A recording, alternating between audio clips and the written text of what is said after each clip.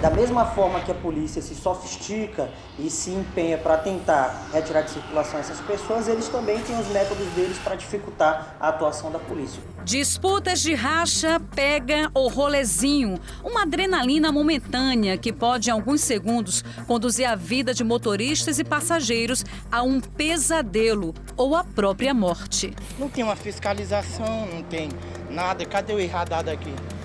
Não tem um radar, não tem nada. Essas câmerazinhas aí, se eles põem no bolso, não estão nem aí para nada, né? E a sociedade não pode conviver com isso, porque tanto eles morrem como coloca a vida de todos em risco. Então, ou essas pessoas continuarem assim, deveria ser presa e as autoridades têm que tomar providência. Eu acho que a providência é necessária.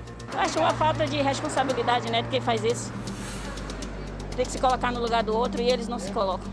Mas é porque a facilidade cria a situação também, né? Eu sempre bato nisso. Na capital amazonense, os flagrantes mostram que essas atitudes são comuns para 21 motoristas durante o mês inteiro. No interior do Amazonas, velocidade também é uma realidade. No dia 25 de maio, em Itacoatiara, que fica a 176 quilômetros de Manaus, aconteceu um acidente que chocou a população do município.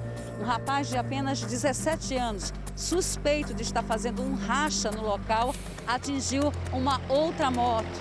Nessa moto havia um casal com a sua filha. As imagens são fortes, surpreendentes. O homem quebra várias partes do corpo. A mulher é lançada distante dele.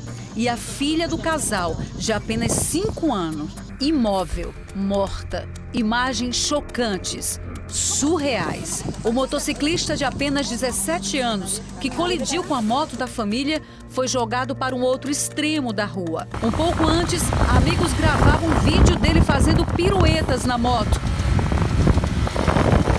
Após a ponte de Rio Negro, tem a rodovia Manoel Urbano AM070, onde aconteceu um grave acidente, uma tragédia anunciada. O motorista, que supostamente estava participando de um racha, estava filmando tudo dentro do carro. Filmou até o momento em que o carro se chocou contra uma árvore. E ele veio a óbito no mesmo local. Empresário Júlio Oliveira Sampaio, de 25 anos, gravou a própria morte ao participar de racha. Ele estava correndo mais de 128 quilômetros por hora quando se chocou com uma árvore. O acidente aconteceu por volta das 11 da noite do dia 4 de julho deste ano. Mas no caso de Manaus, como é possível saber a questão da velocidade se os radares espalhados pela cidade foram retirados em 2015? Perguntamos ao Instituto Municipal de Mobilidade Urbana sobre o assunto e, em nota, nos informou que os processos de licitação, incluindo os radares, estão temporariamente suspensos em função da pandemia, que assim que retornarem, será realizada uma ampla divulgação. O Código de Trânsito Brasileiro aponta que a disputa e condução em alta velocidade rendem ao motorista infração gravíssima e com ela muitas penalidades, como a perda de 7 pontos, recolhimento da Carteira Nacional de Habilitação, multa de R$ 2.934,70, suspensão do direito de dirigir e apreensão do veículo. Caso tenha reincidências, vai multiplicando o valor da multa. No caso de 3 vezes, pode chegar a quase R$ 9.000 e o carro é apreendido. Ao que tudo indica, há um ciclo vicioso que parece não ter fim, o que passa a não inibir a prática do racha. Então nunca perde essa carteira, na verdade. A carteira ela fica suspensa, né? Mas um determinado tempo. Exatamente. Qual o tempo? 12 meses. Quando se fala dos rachas utilizando de veículos de passeio tipo automóvel, a gente verifica que existe aí uma classe social com um poder aquisitivo maior, mais elevado. Enquanto que em relação aos rolezinhos, onde se utiliza ali as motocicletas, o pessoal que mais pratica esse tipo de modalidade são aquelas pessoas menos favorecidas financeiramente. Ações têm sido realizadas para conter essa prática. Em maio deste ano, foi realizada a Operação Off-Drive, uma ação conjunta entre órgãos do governo, secretarias e polícias civil, militar e rodoviária, que prenderam 6 pessoas suspeitas de envolvimento em rachas em Manaus. Mais de 30 motocicletas foram apreendidas, além de veículos de luxo e outros carros roubados. Em outubro de 2019, também foi desarticulado um encontro envolvendo rachas de carros e rolezinho entre motos. A gente conseguiu deflagrar no ano passado essa operação, que é a Operação Cruzada Norte Veículos, visando, sobretudo, reprimir a prática de rachas e também dos chamados rolezinhos, onde pessoas se utilizando de motocicletas acabam realizando manobras que são indevidas e proibidas no Código de Trânsito Brasileiro. Na ação foram apreendidos 132 veículos, 27 pessoas foram presas e 7 motocicletas roubadas foram recuperadas. A operação contou com a infiltração de agentes da Delegacia Especializada em Roubos e Furtos de Veículos,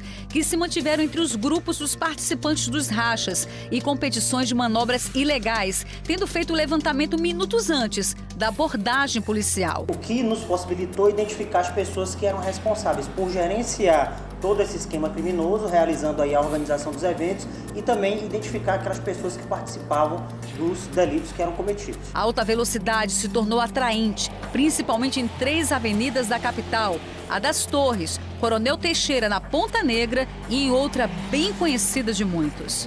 Essa aqui é a Avenida do Turismo e, segundo informações, é uma das vias onde acontece o maior número de rachas em toda a cidade. Um carro como esse, na mão de um condutor que faz o racha, pode se transformar numa arma muito perigosa para ele que está dirigindo e para outras pessoas também. Para se ter uma ideia, é como se de um ponto ao outro aqui dessa avenida, que eu precisasse estar nesse local em 10 minutos, um condutor de racha, ele chegaria em torno de 40 segundos no mesmo local. Como eu te falei, algumas avenidas grandes que estão com asfalto novo e o pouco tráfego de veículos durante a noite. Então, acaba incitando o racha. O representante do Detran explica como é feita a fiscalização para autuar o condutor do racha. Através do nosso setor de inteligência, a gente levanta os dados dos rachas, onde acontecem, e também através de denúncia. Assim a gente consegue fiscalizar os rachas. Possivelmente, a inteligência não conseguiu se antecipar a esse carro em alta velocidade na estrada da Ponta Negra na última sexta-feira. Perguntamos ao delegado como chegavam as denúncias. Ele explicou que vem por intermédio dos canais da Secretaria de Segurança Pública do Estado e da população também. Perguntamos ainda o que acontece depois que o motorista infrator é preso e entregue ao judiciário. Se a pessoa que foi presa e responde em liberdade consegue demonstrar que aquele veículo não será utilizado mais em racha ou apresentar outros elementos de prova que indiquem ao magistrado que ele vai fazer o uso correto daquele bem, aí fica a cargo do Poder Judiciário apreciar aquele pedido dele e fazer a restituição ou continuar aí chancelando a apreensão que foi feita por parte da polícia.